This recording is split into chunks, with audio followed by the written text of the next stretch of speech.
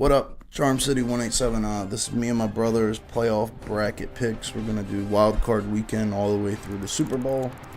But before that, he has something he wants to tell you. Alright, what's going on, everybody? If you've been following mine and my brother's picks for the whole season, then you would know that if you've been keeping track and all, but probably you haven't been, but I have defeated my brother once. I have 171 wins and 85 losses, and he has 167 wins and 89 losses. It's only a 4-game win, but hey, I'll take it. Alright, now my wild card picks: Cincinnati at Houston. I got Houston. Dalton's sick, but I'm pretty sure I'll end up playing. But I just think Houston's defense will be too much, and Arian Foster will run all over him. Basically the same thing, I think. Houston with Ben Tate, Arian Foster at home, first home game for Houston, not just for the Texans, but for Houston, the city, in about 20 years. So I'll take Houston. Denver and Pittsburgh. I'm going to take Denver. Pittsburgh's all banged up, and I'm not looking through purple sunglasses. I'm taking Pittsburgh. It's an easy one, in my opinion. It's an easy pick. I would say it would be easy if they could score more than 13 points. That's true, and it'd be a lot easier if their quarterback didn't have one leg. Yeah.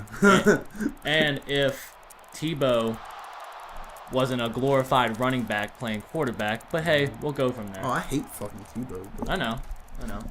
All right, NFC, Detroit and the Saints. I got the Saints. I think it's going to be a good game, but I just don't think Detroit's going to be able to keep up with them. So, Saints are at home. Simple as that. No one wins in the Superdome. Gotta take the Saints. I think the Rams won at the Superdome. No, they won in St. Louis. No, they're 8-0 at home. All right. Giants and Falcons. I'm going to take the Falcons. Yeah, I'm going to still take the Falcons, but Matty Ice has to win a playoff game this year. He hasn't won one yet, and I guess this year will be his year for one. Matty Ice has got to prove it. I'm taking Eli and his playoff experience and winning a Super Bowl. I know he was carried by that defense in 2007 all the way to the Super Bowl, but he still won the Super Bowl. So I'm going with Eli and the Giants to move on. Next game is New England and Denver, the 1 seed versus the 4 seed. For me, anyways, I'm going to take New England in that one, obviously. They won't be able to... Denver won't be able to match them. Yeah, Denver won't be able to keep up with them. All right, in my AFC Divisional Round for the first game, I have New England playing Pittsburgh. I got Pittsburgh winning. If you look at it, New England has not beaten a team all year with a winning record. So I'm going to take Pittsburgh, and we'll see where it goes from there. My second AFC divisional game is the Ravens and the Texans. Ravens already beat the Texans once this year, and they probably shouldn't have a problem with them. Same feeling exactly. It's at Baltimore. You don't win at Baltimore, especially with a rookie quarterback in the playoffs. There's no chance unless, I don't know, Ray Rice gets hurt. That's the only way the Texans will win is if Ray Rice gets hurt.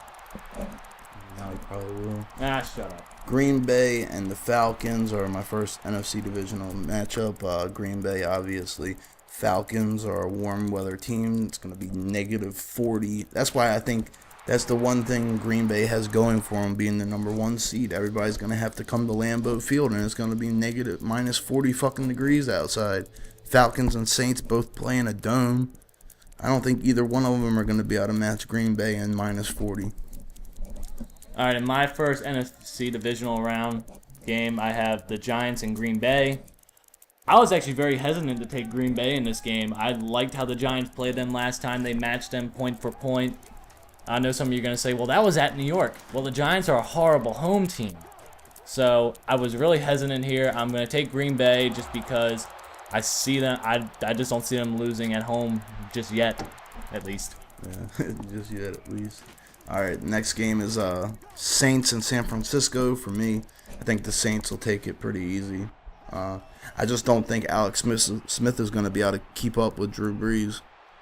The one key in my game, which is also the Saints in San Francisco, heading out to San Francisco. I mean, it's going to be nice weather. It's not going to be like how we'll be in Lambeau and stuff like that. It's going to be like probably mid-50s, you know. So I see the Saints just getting into a shootout and Alex Smith not being able to match Drew Brees point for point. Got to take them. And my AFC matchup or AFC Championship matchup will be New England and Baltimore at New England. We beat New England. What was it, last year or the year before? In 2009. Yeah, 2000. 35 to 14. Yeah, on the first play of the game was over. Yeah. Ray Rice broke a big one off. New England defense is shit. Their offense is great, but their keep the ball away from their offense, and you got it. You run the ball on them. Keep their offense on the field, especially when it's cold out. Them motherfuckers get cold sitting on the sidelines for 15 minutes. Yep. So I got Baltimore winning that game. All right, in my AFC Championship matchup, I have Pittsburgh coming to Baltimore. It's going to be payback from 2008 when the Steelers swept Baltimore beat them 3 straight times to sweep them for the season and go on to win the Super Bowl. So I'm going to take Baltimore at home again. Droid. Baltimore. That's my phone going off, people. Baltimore does not lose at home. And Pitt's a little banged up. I mean, I'm just kind of surprised I have them going to the AFC Championship game. But I just don't see them winning here. It's going to be a great game, but I just don't see it happening. All right, my NFC Championship is Green Bay and the Saints at Lambeau Field. I've got Green Bay winning. I just don't think the Saints are going to be able to go in there with the weather. We played the Saints last season and beat them in Baltimore, and it was like fucking 20 degrees out. Yeah, but we got into a shootout with them. We actually matched them point for point. That was a 30-27 game. Mm-hmm. They actually got into a shootout with us. But if that were in the Superdome, they probably would have scored 45 points, or a dome anywhere else, They would have probably scored 45 or 50 points. Yeah, exactly. So I know Green Bay can put up 40 points in the cold, but I haven't seen the Saints do it. All right, I have the same NFC Championship game as my brother. I got Green Bay and the Saints, obviously. I'm gonna take the Saints, and I see this as being probably like a high 20s, maybe low 30s scoring game. And I just see the Saints eking it out in the end. I love the Packers. I mean, they probably would win the Super Bowl if I had them going on. But I just don't see them going back to back. I just can't see it happening. So I got Saints beating the Packers in Lambeau. All right, so my Super Bowl matchup will be the Ravens and the Packers, and it's in Indianapolis. Yep. Is the dome going to be opened or closed? Open. They always close the dome. They always close the dome in case of weather because it's Indy. I mean, it's like Green Bay almost. It's going to be cold, snowy. I'm going to take Baltimore.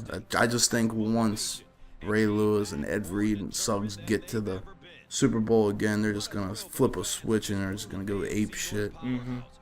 So I got Baltimore winning that. I got in my Super Bowl 46 matchup, people. I got Baltimore playing the Saints. I got Baltimore eking out a close win, probably like a 30 to like 26 win, some crazy score like that. But I got Baltimore holding that Lombardi Trophy in Indianapolis, where fucking Robert Irsay stole the Colts out of Baltimore, took them there, and it's gonna be sweet, sweet revenge. All right, y'all, I'm out. Peace. This moment, witnessed by the world, when they can truly call themselves Super Bowl champions. This game's big plays and magical moments are now part of NFL lore, to be replayed over and over again. A highlight reel of charged memories that show that this team was capable of taking hold of this moment, capable of becoming historic. And on the other sideline, the creep of doubt and second-guessing brought on by heartbreak, that they came within one win of immortality, only to see the stars had written a different script, one in which their daydreams of victory were dashed. What a feeling for these players, an ongoing sense of accomplishment they'll carry with them their entire lives, and a victory this community can forever cherish.